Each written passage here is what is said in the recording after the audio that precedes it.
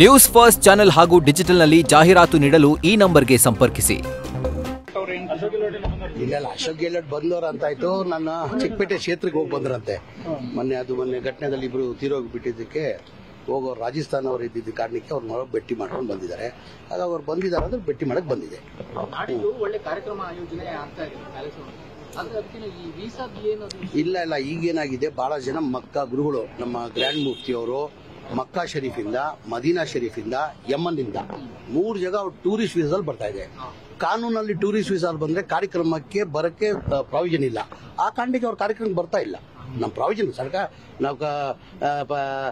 ಸರ್ಕಾರ ನಿಯಮ ಬಿಟ್ಟು ನಾವು ಬೇರೆ ಕಾರ್ಯಕ್ರಮ ಮಾಡಕ್ ಸಾಧ್ಯ ಆಗಲ್ಲ. ಇದು ಒಂದು ಸೋಷಿಯಲ್ ಮೀಡಿಯಾದಲ್ಲಿ ನಡೀತಾ ಇದೆ, ಏನೇನೋ ನಡೀತಾ ಇದೆ. ಕಾರ್ಯಕ್ರಮ ವೀಸಾ ಇಲ್ಲ, ಟೂರಿಸ್ಟ್ ವೀಸಾದಲ್ಲಿ ಬಂದಿರೋದು, ಕಾರ್ಯಕ್ರಮಕ್ಕೆ ಪಾರ್ಟಿಸಿಪೇಟ್ ಮಾಡ್ತಾ ಇದ್ದಾರೆ. ಯಾವ ಕಾರಣಕ್ಕೆ ಕಾನೂನು ಬಿಟ್ಟು ಯಾವ ಕಾರ್ಯಕ್ರಮ ನಾವು ಮಾಡಲ್ಲ. ಈಗ ಅವರು ಟೂರಿಸ್ಟ್ ವೀಸಾದಲ್ಲಿ ಬಂದಿರೋದು, ಟೂರಿಸ್ಟ್ ವೀಸಾದಲ್ಲಿ ಬಂದಾದ್ಮೇಲೆ ಏನಾಗಿದೆ, ಕಾರ್ಯಕ್ರಮದಲ್ಲಿ ಬರಕ್ ಸಾಧ್ಯ ಆಗಲ್ಲ. ಅವರು ಬರಂಗಿಲ್ಲ. ಅವರು ಹಂಗ ಕಾನೂನಲ್ಲಿ ಇಲ್ಲ ಅಂದ್ರೆ ಹೆಂಗ್ ಕಾರ್ಯಕ್ರಮ ಕರೆಯಕ್ ಸಾಧ್ಯ? ಈ ಸೋಷಿಯಲ್ ಮೀಡಿಯಾದಲ್ಲಿ ನಡೀತಾ ಇದೆ. ಇಂಥವ್ರ ಕಾರ್ಯಕ್ರಮಕ್ಕೆ ಬರ್ತಾವ್ರ ಅಂತ ಹೇಳ್ಬಿಟ್ಟು ಸೋಷಿಯಲ್ ಮೀಡಿಯಾದಲ್ಲಿ ವೈರಲ್ ಆಗ್ತಾ ಇದೆ. ಕಾನೂನಲ್ಲಿ ಅಂದ್ರೆ ಯಾವ ಕಾರಣಕ್ಕೆ ಅವ್ರು ಕರ್ಸಲ್ಲ. ಬರ್ತಾವ್ರು ಟೂರಿಸ್ಟ್ ಬರ್ತಾವ್ರ ಕಾರ್ಯಕ್ರಮಕ್ಕೆ ಹೆಂಗ? ಈಗ ಪ್ರಾವಿಷನ್ ಇಲ್ಲ ಅದಲ್ಲಿ. ಈಗ ಕಾನೂನಲ್ಲಿ ಪ್ರಾವಿಷನ್ ಇಲ್ಲ ಅಂತೆ. ಪ್ರಾವಿಷನ್ ಇಲ್ಲ ಹೆಂಗ್ ಕರ್ಸ್ತೀರಾ ನೀವು? ಈಗ ನಮ್ಗೆ ವೀಸಾ ಟೂರಿಸ್ಟ್ ವೀಸಾಕ್ ಬರೋದು, ಟೂರಿಸ್ಟ್ ವೀಸಾಲ್ ಬರ್ತಾವ್ರೆ. ಬಂದು ಈ ಕಾರ್ಯಕ್ರಮಕ್ಕೆ ಭಾಗವಹಿಸೋಕೆ ಅವ್ರಿಗೆ ಪ್ರಾವಿಷನ್ ಇಲ್ಲ. ಪ್ರಾವಿಷನ್ ಇಲ್ಲ ನಾವು ಹೆಂಗ್ ಕರೆಕ್ ಆಗ್ತದೆ? ಅಷ್ಟೇ. ನಮ್ಮ ಜಶ್ನೆ ಮಿಲಾದುನ್ ನಬಿ, ಪ್ರತಿ ವರ್ಷ ಜಶ್ನೆ ಮಿಲಾದುನ್ ನಬಿ ಕಾರ್ಯಕ್ರಮ ನಡೆಯೋದು ತಮ್ಗೆಲ್ಲ ಗೊತ್ತಿದೆ. ಅವತ್ತು ಗೌರ್ಮೆಂಟ್ ಇಡೀ ದೇಶದಲ್ಲಿ ಗೌರ್ಮೆಂಟ್ ಹಾಲಿಡೇನ ಡಿಕ್ಲೇರ್ ಮಾಡಿದ್ದಾರೆ. ಆ ಕಾರ್ಯಕ್ರಮ ಪ್ರತಿ ವರ್ಷ ಏನ್ ಮಾಡ್ತಾ ಇದ್ರು, 3 ಪಂಗಡದಲ್ಲಿ ಮಾಡ್ತಾ ಇದ್ರು. ನಮ್ಮ YMC ಅಲ್ಲಿ ಒಬ್ರು ಮಾಡ್ತಾ ಇದ್ರು, ಟ್ಯಾನಿ ರೋಡಲ್ಲಿ ನಾನು ಅಂತ ಒಬ್ರು ಮಾಡ್ತಾ ಇದ್ರು, ಆಮೇಲೆ ಖಾದ್ರಿಯಾ ಮಸ್ಜಿದಲ್ಲಿ ಮಾಡ್ತಾ ಇದ್ರು.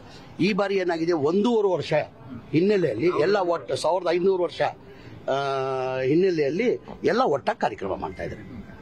ಇನ್ನೊಂದು ಅದೇನು ಸರ್, ರಾಧಿಕಾ ಕುಮಾರಸ್ವಾಮಿ ಅವರು ನಿಮ್ಗೆ ಸಾಲ ಕೊಟ್ಟಿದ್ರು ಅನ್ನೋ ತರದ್ದೆಲ್ಲ ಲೋಕಾಯುಕ್ತ ವಿಚಾರಣೆ ಅದೇನಾಗಿದೆ, ರಾಧಿಕಾ ಕುಮಾರಸ್ವಾಮಿ ಮನೆ ತಗೊಳ್ಳುವಾಗ 2 ಕೋಟಿ ಕೊಟ್ಟಿದ್ದಾರೆ ಅಕೌಂಟಲ್ಲಿ. ಇನ್ಕಮ್ ಟ್ಯಾಕ್ಸ್ ಅಲ್ಲಿ ನಾನು ತೋರಿಸಿದ್ದೀನಿ, ಇನ್ಕಮ್ ಟ್ಯಾಕ್ಸ್ ಅವರು ತಗೊಂಡಿದ್ದಾರೆ.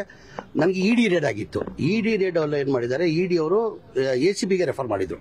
ಈ ಕೇಸನ್ನ ACBಗೆ ರೆಫರ್ ಮಾಡಿದ್ರು. ACB ರದ್ದಾದ್ಮೇಲೆ ಲೋಕಾಯುಕ್ತ ಬಂತು. ಈಗ ಲೋಕಾಯುಕ್ತದಲ್ಲಿ ಸ್ಟೇಟ್ಮೆಂಟ್ ತಗೊಂತಾರಲ್ಲ, ನೀವು ಕೊಟ್ಟಿದ್ರು ಇಲ್ಲ ಅಂತ. ಅವರು ಕೊಟ್ಟಿದ್ದೀನಿ ಸಾಲ ಅಂತ ಸ್ಟೇಟ್ಮೆಂಟ್ ಕೊಟ್ಟವ್ರು. ಅವರು ಇನ್ಕಮ್ ಟ್ಯಾಕ್ಸ್ ಅಲ್ಲಿ ತೋರಿಸ್ಕೊಂಡಿದ್ದಾರೆ, ನಾನು ಇನ್ಕಮ್ ಟ್ಯಾಕ್ಸ್ ಅಲ್ಲಿ ತೋರಿಸ್ಕೊಂಡಿದ್ದೀನಿ. ಇನ್ಕಮ್ ಟ್ಯಾಕ್ಸ್ ಅಲ್ಲಿ ತೋರಿಸ್ಕೊಡ್ತೀನಿ. Thank you.